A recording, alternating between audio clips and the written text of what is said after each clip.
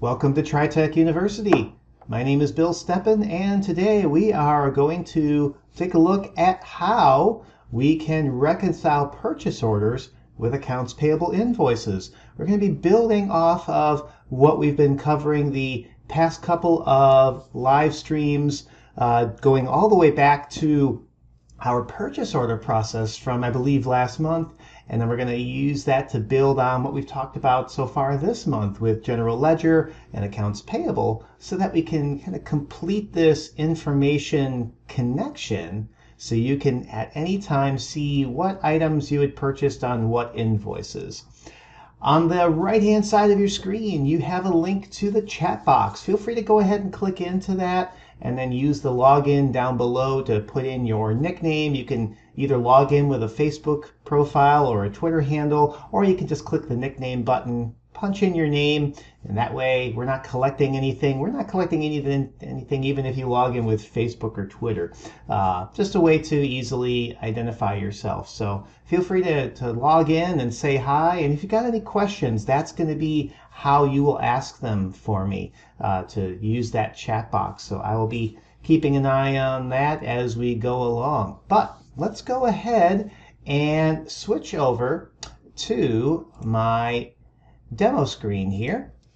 So like always, I've just got a sample TriTech University system here, and let's go ahead, and of course now it's saying it's not responding, so I might need to go ahead and just restart it here. So 1 second while we have all the wonderful joys of technical difficulties in a live seminar, right? I probably should have rebooted my computer at some point today before I went ahead and started this session. So sit back and relax while I just restart my AIM system, and that way we'll be ready to jump into this. But in the meantime, like I was saying, go ahead and log in. If you're here, log in and say hi, and let us know how things are going. But we should be back now. So let's go ahead and switch back to my screen here. Okay, so yep, we're good to go. So let's get started with just keying in a really basic point of sale or purchase order. So 1 second, I'm going to actually go ahead and zoom in here just to make it a little bit easier to see, like I am wont to do. So I'm just going to go straight to doing a committed order for stock, and we'll just order some good old RT14. You guys have seen me order this time immemorial. We're going to order that from Acme. We're just going to order one just to keep it simple, and I'm going to go straight to printing the PO down here. So we'll hit save, and we're just going to go ahead and order this for the store. So we'll go ahead and get this done, and we'll show it on the screen because why not? Of course, it pops up on my other screen. So there's the order, and then this will be the purchase order.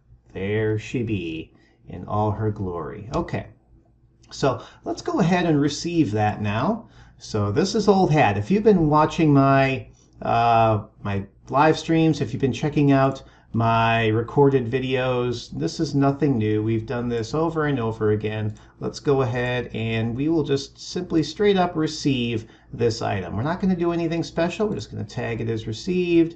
And of course, it's letting me know my barcode printer is not plugged in. Not a big deal. That's over on the other side of the room.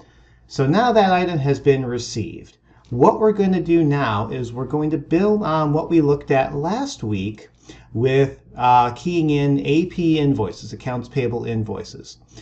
Before I do that, though, I just want to point out a report that you may find handy. So if you want to take full advantage of reconciling your inventory on purchase orders to your AP invoices, there's a report that you can check out that will let you know if you have received anything that has not actually been reconciled. So in your reports menu underneath accounts payable is a report called items received but not invoiced through AP, accounts payable. I know that's really hard to see, but that's exactly what it says. You can run this for any date range you desire, region, location, purchase order number, and or vendor. Let me go ahead and once again, I'll just try and zoom in on this a little bit to make it, again, a little bit easier to see.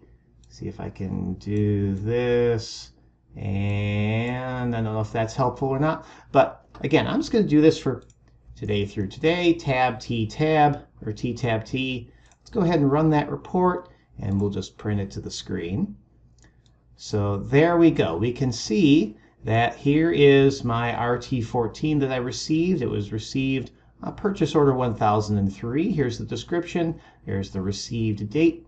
Here's how many I received. I have not invoiced any yet. There is the cost that I received it at. So of the cost of the items that I've received, I have not invoiced any of that dollar value. Let's rectify that. Let's go ahead and close that. And we are going to go to Modules, Accounts Payable, and enter AP Invoice. So again, if you were here with us last week, this is old hat. But we're going to do something a little bit different. We're going to add to that process. Let's go ahead and select that vendor. And now what we're going to do is we're going to do everything just like normal. We're just going to say the invoice date is today. Here's the invoice number. I've got 15 days to pay that. But now here in the PO field, this is where I can put in that purchase order number. Now, ideally, this would also be listed on the AP invoice, but of course, vendors are at their discretion of whether or not they're going to include that info or not. What you can do, you can always press F6 on this PO field to give you a listing of purchase orders that you have received but have not yet been invoiced. Here's the one I just did. You can see I've got a couple from a couple months ago as well. We're going to do this one here where it was simply the one valve oil for $2. Let's go ahead and select that. So now there is the purchase order, and I'm going to click this PO button, which will open up a special window for reconciling purchase orders. Let me go ahead and can I shrink this window down at all? No. So let me zoom out a bit so I can try and fit this whole thing to the screen. There we go. So what we're now going to do is up along the top, you can see here is the purchase order that I have already associated with my AP invoice. If there were others that I wanted to pull in, I could do so. You certainly have the ability to have more than one invoice or more than one purchase order be associated with an AP invoice. I could hit that same F6 up here and pull in others. Just to keep things simple though, let's do just the one purchase order. So it's already listed here. I'm going to click Get Inventory, and there is the item or items that was received on that purchase order. We can see it's the quantity of one that was received of RT14. There was no serial number with it. Premium valve oil. It was received at $2. And notice how the cost extended here is 0 and the quantity invoice is 0. So that is our clue that this has not yet been reconciled. What we can do is we can do a couple of things. We can either double click right on it. That'll take us to this change cost screen. We can confirm that we received one, and we can also confirm the cost each that it was received at. Now, let's hypothetically say it shouldn't have been received at the $2. Maybe it should have been received at $2.15, because it's quite possible that your receiving agent is not the same person as your bookkeeper, your AP person. So in those instances, especially where the packing slip doesn't have a cost value on it, a receiving cost value, but the invoice does, your purchasing or your receiving agent may not even be aware that the cost is incorrect. So what we can do is we can override the cost received here. We can even denote if that was special pricing or not. And then if we need to, we can certainly update selling prices. We can print new labels if we need to. But the main thing here is we can come in and we can say, yes, this should be at a different cost. even if you have already sold this through point of sale. This can be updated retroactively back to the time and date that this was received. You can see there's the original normal cost, there's the new normal cost. If this were more than one, I'd have an extended cost higher than that.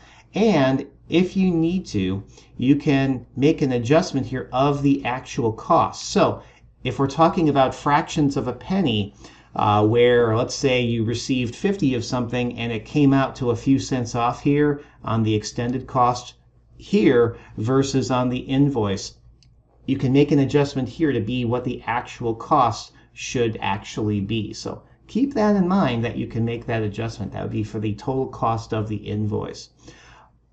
At this point, what I can do is I can go ahead and hit save, and you'll see now it's showing the cost each at $2.15. The cost extended is now $2.15 because we have flagged this as being reconciled on this AP invoice.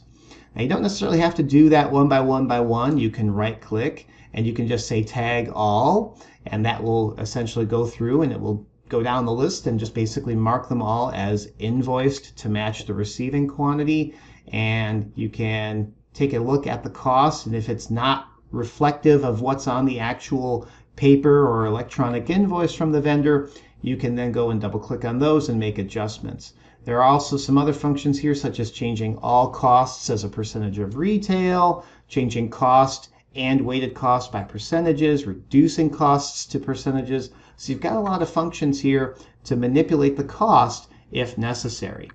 One other thing I would like to do here at this point, though, is I would like to go ahead and point out this function of distributing shipping charges. So let's pretend that on my invoice, it's actually a $3 invoice. $2.15 of that was cost of the product. The remaining 85 cents is shipping. Now, of course, I've just got the one item here, so it's not a big deal. I technically could have gone back, and if I double click on that, I could have come in here and I could have put in all 85 cents as freight, which would have adjusted the weighted cost. But I'm not going to do that. Instead, I'm going to right click and say distribute shipping to all. It's going to ask me what the total shipping amount is. Let's go ahead and put in that 85 cents. And then I've got two choices for distributing that shipping. I can distribute it evenly, or I can distribute it proportionately by cost. What that means is that your higher cost items will eat more of the cost of the shipping. So if I had two items on here, one that cost me $2 and one that cost me, let's say, $7, so I've got total cost value of $9, and let's say the invoice was $1 or was $10 total with $1 of shipping. The item that was $7 would have 70 cents of that shipping charge, and the item that was $2 would have 30 cents of that shipping charge. Does that make sense? Let me know if it makes sense or not over in the chat section. But basically, the items that cost more will eat more of the shipping if you choose the option of shipping proportionally by cost, distributing it that way. Otherwise, if you distribute it evenly, it doesn't matter what the cost is. All items would essentially just take that amount, divide it up, and distribute it that way. Again, in this example, it doesn't matter because I've got all of one item. So let's just go ahead and leave it as is and say OK. And you'll notice now when I go back and look at that item, it is now showing the freight there of the 85 cents for the weighted cost adjustment of $2.85. So that's basically what it's doing there. Let's go ahead now and we will save this. And when I save this, it has now marked that item on those purchase orders as being reconciled. Let's just go ahead and finish up this invoicing of the AP invoice. So again, you saw me do this last week. Let's just make this be $2.15 for the cost value. Let's add in the shipping freight of 85 cents. And save that. So now this is basically done. If I go back and rerun now that AP report of items received but not invoiced, and I'll just do that today through today and print this to screen, there's nothing there because that item has now been reconciled. So that is the concept of reconciling inventory and purchase orders to your accounts payable. What does this mean for you? Well, if at any point you wanted to go back and review what those items were on those AP invoices, you now have that capability. Let's go ahead and look at vendor history, and let's pull up Acme, the invoice du jour. And if we go take a look at the invoices, here is the outstanding invoice.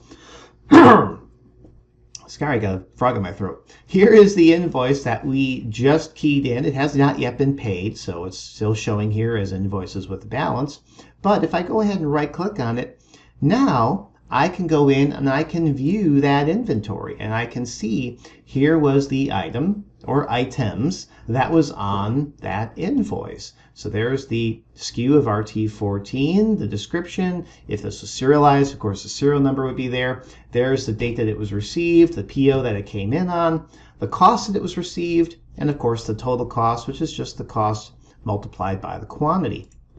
So that is available not only in vendor history, but also in other areas. Say, for example, if your bookkeeper is in the process of choosing which invoices to pay, regardless of which one we select here, let's just go ahead and select invoices by vendor. That same right-click functionality is available here in the select invoices to pay by vendor. You can see I can come in here, view the inventory. It's basically the exact same screen. It's just a little bit bigger.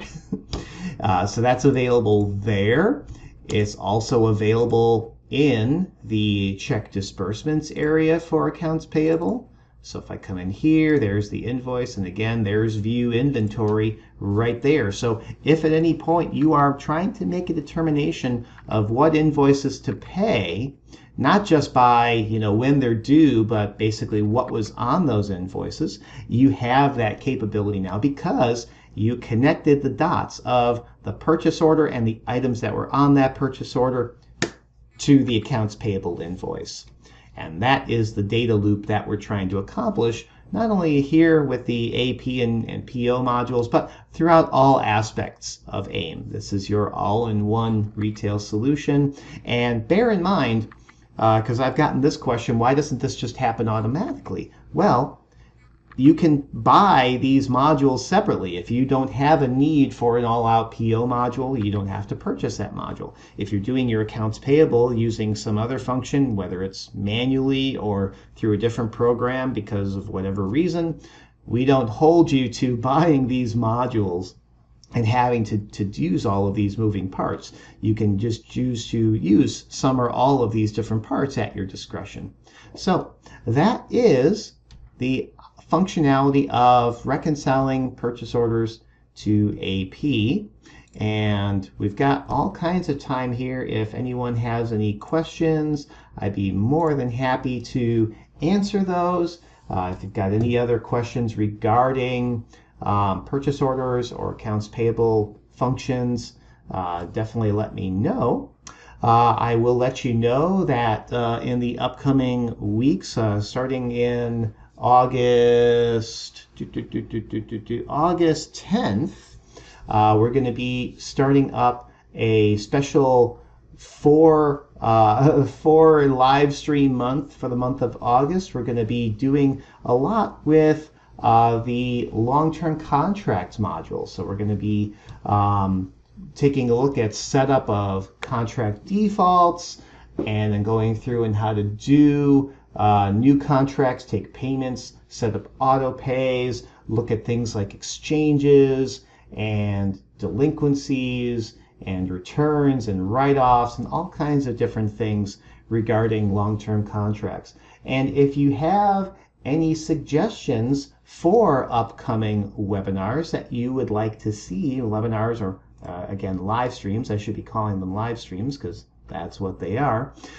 If you go to our video page where not only you're watching this, but of course accessing all of the other video portal functionality that we've got. Let me just go ahead and switch back over so you can see our screen here. And let me just go ahead and make this be set to be like the full screen here. So let's make it fit the screen just to make this a little bit easier. So up at the top, of course, you're here at the live stream right now. I'm not going to click into that because I'll end up in a feedback loop.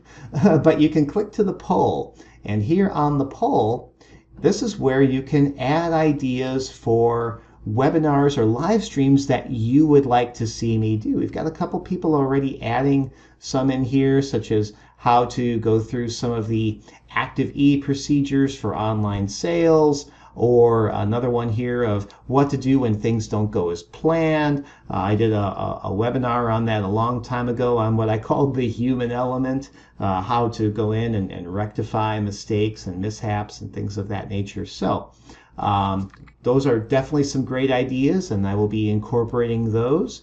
If you've got any other suggestions, definitely use the add new idea to plug those in. And if you see options here that you'd like to say, yes, I'd like to see that happen, you can upvote those. So you can click on the little vote option to vote for given ideas. If you'd like to add other details, you can click the add argument of either a pro or a con for those. So definitely take advantage of that. We got 2 days left in the current poll. So you've got some time to kind of present additional ideas, and of course I'll just be recycling this. So definitely go ahead and let me know what you're looking for, because these sessions are all about you. We want to make sure that if you've got questions on procedures or functions, that we're helping you out, because that's my whole existence here at TriTech, is to help you take the best advantage of the tools at your disposal. So I think that's going to just about do it. I'm not seeing any other questions coming in. We'll just hang out here for a few more minutes just to see if anyone does have any questions. But by all means, if you've got questions after this broadcast is over, give our support team a call. You can use the Support Access Help now right from within AIM. You can go to the Help menu and go to Manage Your Support Cases and submit questions there. If you are on Gold or above, you can even request to schedule times to speak with technical support. If there's a time during the day that works better for you, you can essentially request that ahead of time, so that way we'll give you a call at that requested time. If you just want quick access to these videos, the same link is there too to access the video portal, these live stream feeds. So take advantage of all of that. We're here for you, and we're here because of you. I can't stress that enough. So thank you so much for everyone for your attention today. As I take one last swig of water, and we will see you, is it 2 weeks from now? Yes, 2 weeks from now. All right. Hope you can make it a great day, and we'll see you soon.